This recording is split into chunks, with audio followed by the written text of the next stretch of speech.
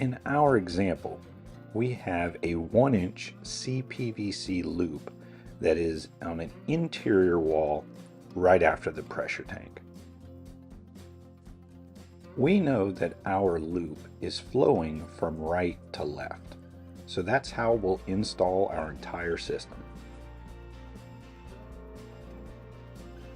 Before we cut into the plumbing, we need to make sure we turn off the main water supply. This can be done by simply turning off a ball valve after the pressure tank or turning off the breaker to your well pump. Either way, you'll need to go to the nearest faucet to relieve the pressure. Once the water comes to a stop, we're ready to cut into the loop and start our plumbing connections.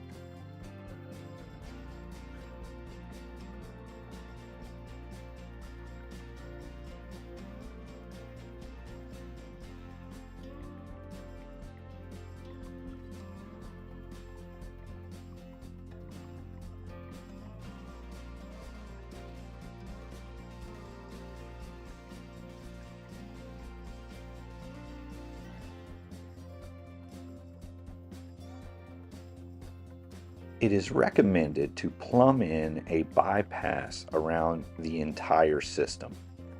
This allows you to continue to have raw water inside of the home while isolating the system for any types of service or repairs. Bypass valves have 3 ball valves incorporated in them. You have a supply valve, a return valve, and a bypass valve. In our scenario, our supply comes in from the well on the right-hand side. The return is what brings water from the system to the home. Ball valves are on when the handle is parallel with the flow of water. They are off when they are perpendicular to the flow of water.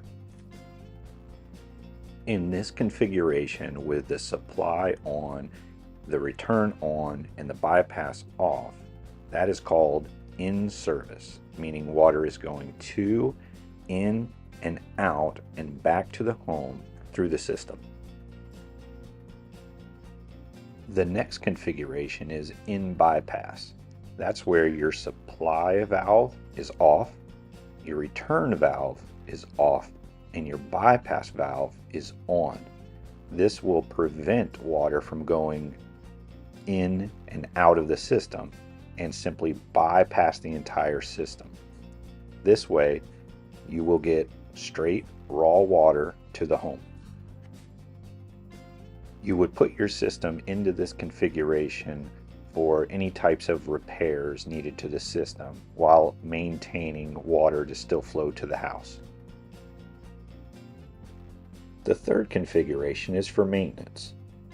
This will allow you to turn the water off to the system and be able to go to the nearest faucet to relieve the pressure. All you need to do is turn the supply valve off.